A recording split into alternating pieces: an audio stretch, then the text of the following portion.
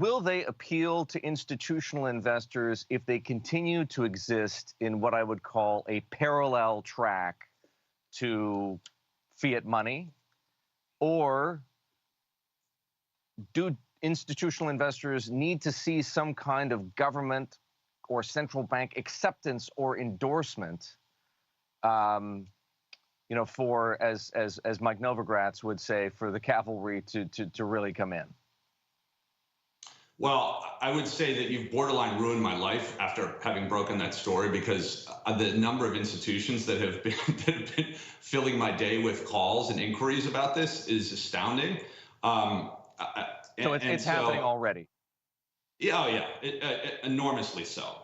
Now, I think this is a. If I had to guess, I would tell you that this asset class will become, let's call it mature, in a decade from now. That's just a guess, because I think what's happening is almost every big credible institution in the U.S. is having discussions about this at their IC. Many of them are calling us and and typically if someone is calling us about our volatility products or our macro products, we'll have 3 people on a line.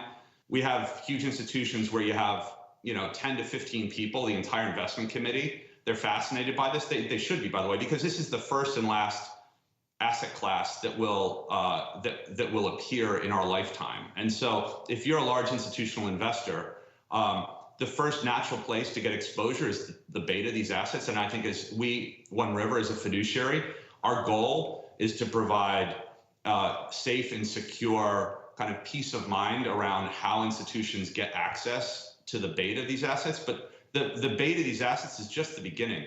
They're going to be all kinds of opportunities in this asset class, and so it's very important for all of these folks, whether they allocate a significant portion or some modest portion of their portfolio to these assets. It's important just because you get to start learning about them, and so we are overwhelmed with that type of response right now. So it's virtually impossible to imagine that you have this level of interest and you don't have allocations. But I think those allocations, they're literally going to take years, and they'll start small and they'll increase in size over the next decade.